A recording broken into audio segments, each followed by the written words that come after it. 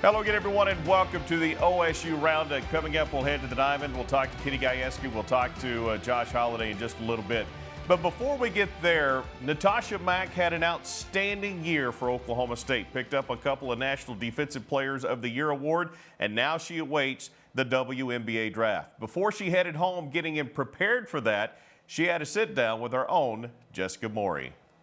Welcome in. I am joined by the WBCA Defensive Player of the Year and the Naismith National Defensive Player of the Year, Tasha Mack. Tasha, thank you so much for joining me. Of course. All right, so you've just been awarded 2 National Defensive Player of the Year honors. What is that like for you?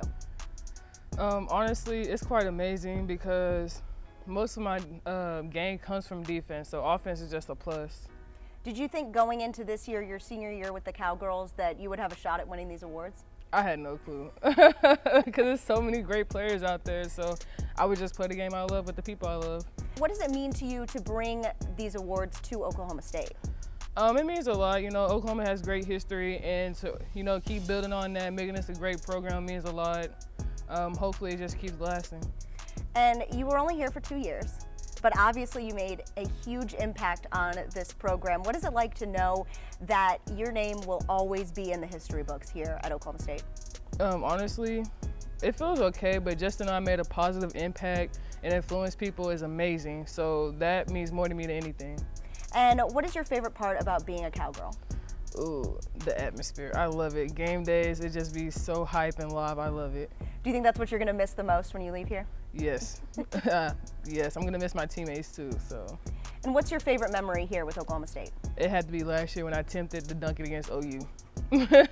That's it. That was pretty exciting. Do we think we're going to see some dunks in the WNBA? You just might.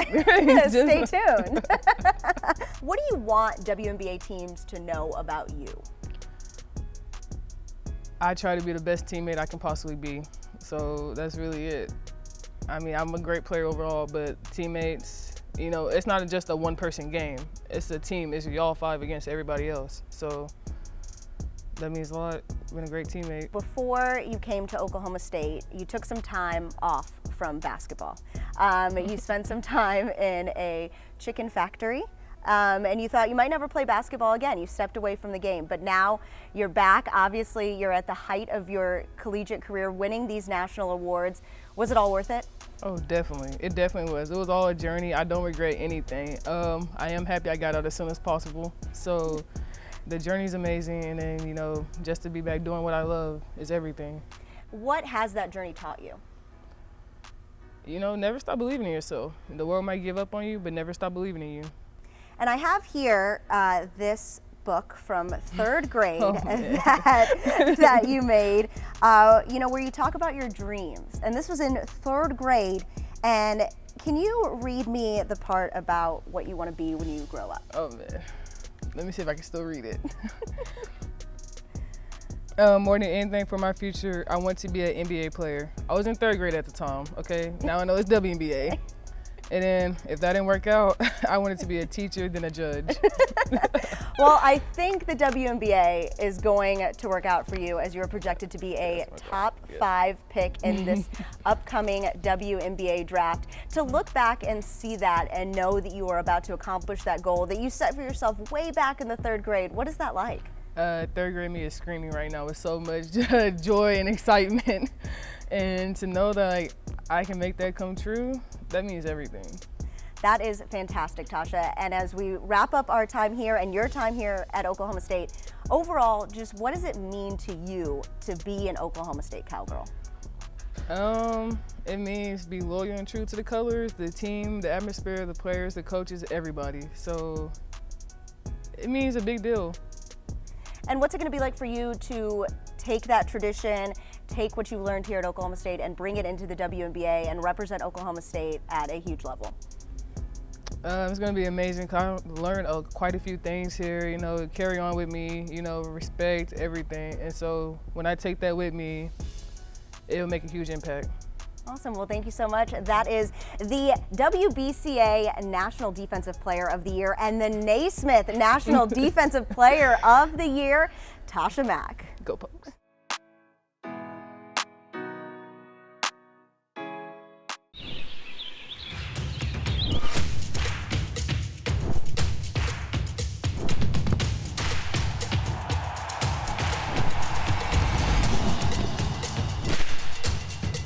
for all the ways you love to play.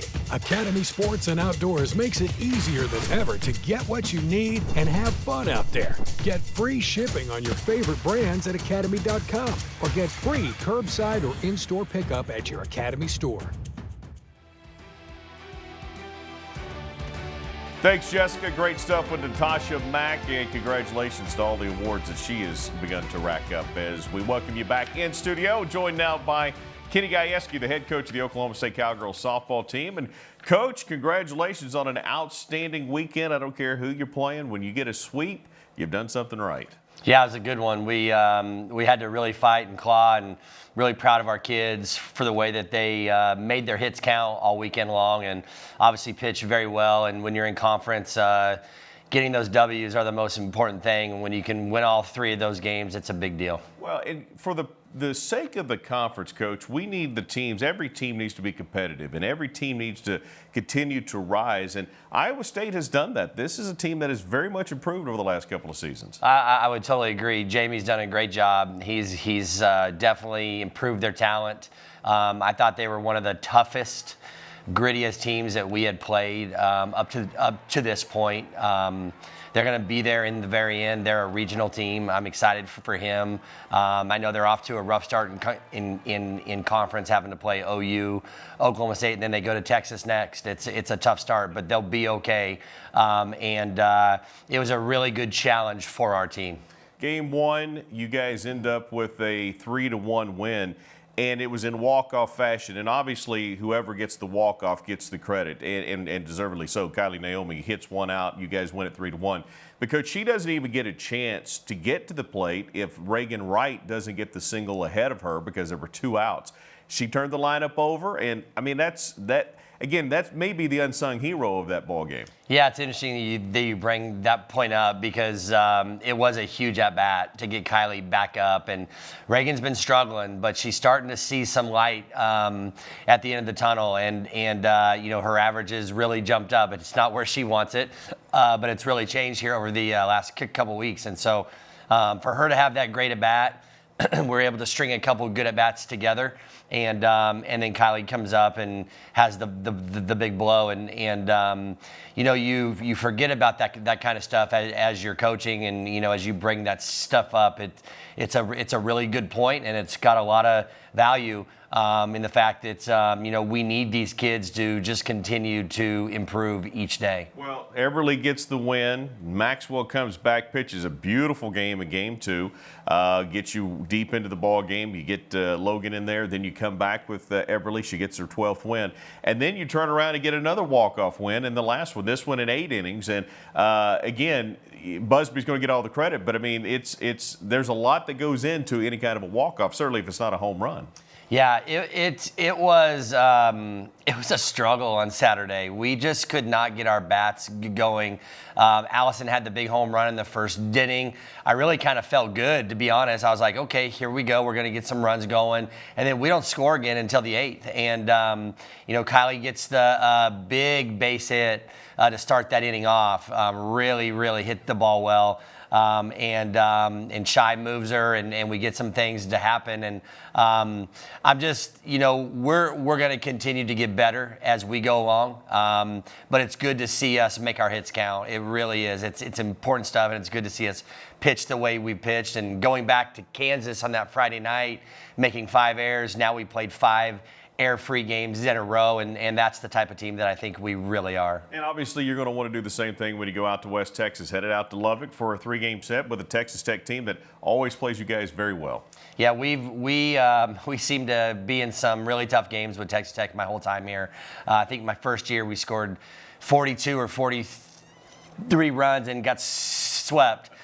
So this place has never been kind to us, but we've kind of turned the page there, and I'm excited to kind of see the way we're going to respond. It doesn't matter what the records are; it doesn't matter any of that stuff. We've got to play. It's conference. We got to play our best games, and I expect we'll play well. Good luck this weekend. Thank you. Number 12 Cowgirls on the road. They're 5-1 in conference, trying to improve upon that in Lubbock, Texas this weekend. We need to take a break. When we come back, the Cowboys had an opponent, then they didn't have an opponent, now they do again this weekend. We'll talk about all of that with Coach Josh Holliday after the break.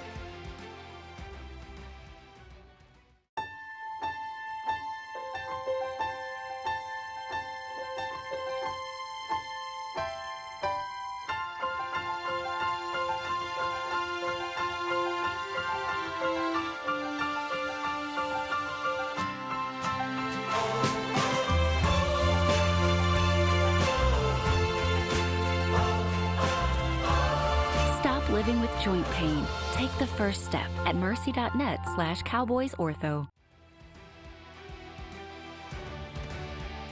Welcome back to the OSU Roundup, joined now by Coach Josh Holliday. And the Cowboys took 2 out of 3 against West Virginia this weekend. And, Coach, it was a good weekend. Obviously, Friday night was a little bit of a different kind of game, lots of opportunities. But, again, to win another Big 12 series is a good step through the course of the conference play. It is. And then looking back on last week, it was a good 4-game week for us with Oklahoma at midweek, West Virginia on the weekend. I was particularly pleased with how the kids handled the short recovery week with Thursday, Friday, Saturday versus Friday, Saturday, Sunday. I thought the kids handled that very well. We played good baseball the whole week. West Virginia, as you mentioned, got us in game 1, but we were very responsive in games 2 and 3.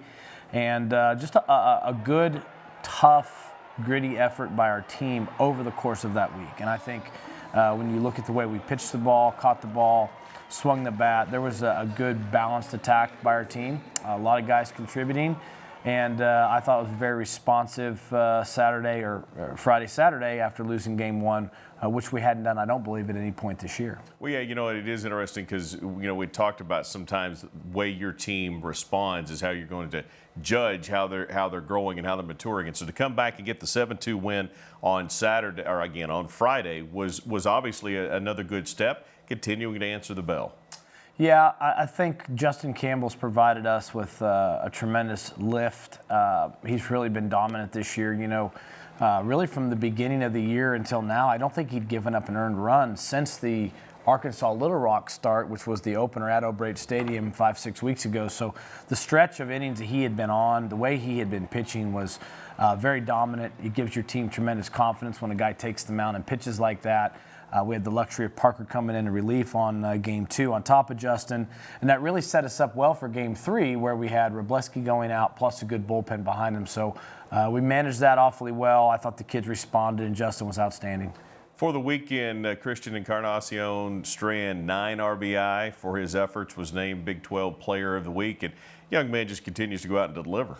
He has taken off. His last 3 to 4 weeks of play, against some very good pitching and some very challenging environments, he's risen to the occasion.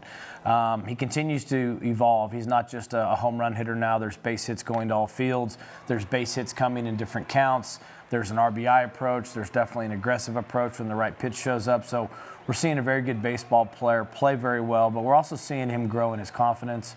We're seeing him really take off at the Division I level, having come in from Yavapai College. So really proud of him. His work ethic is exceptional. He puts the time in every single day to be great. Now it's starting to pay off in the games. Let's talk about Game 3, 21, 11, and 8. It was a marathon, and it's just, usually when you have a run rule, it's one team scoring a lot and the other team's not scoring much. But, West Virginia managed 11. That was just a very odd game. It was. It was one of the more grueling games that I can remember coaching, and I think our players even commented they felt like that playing in it, that this game was potentially never going to end. It was day 3 of a series, and it was kind of the toughness and the willingness to fight from pitch number 1 until whenever the game ended. And our guys answered that challenge because the game lacked a little bit of flow. It lacked some rhythm. We got behind early. We scored 10 runs. Then it became a back and forth type of contest, and we outlasted them in the end. But yeah, that game had a gut check effect to you to concentrate for the better part of 4.5 hours. The wind was blowing out aggressively to left field. It was a tough game to play. The elements definitely lended itself to an offensive afternoon. 10 runs in the 3rd, 5 in the 8th. And so Houston Morrell fouls out, right? Fouls out. So is that a walk-off, foul-out hit?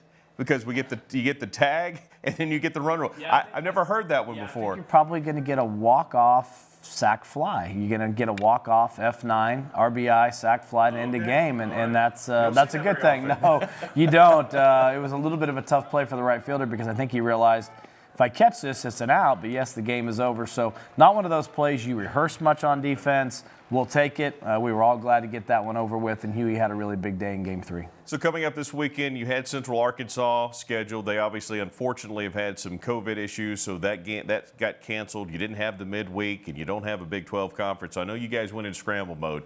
You found an opponent. I know you're grateful for that. not just that, but also the administration giving you the support necessary to make that happen. Very grateful. The Central Arkansas series had been on the books for 2 years. They unfortunately had an outbreak in their program.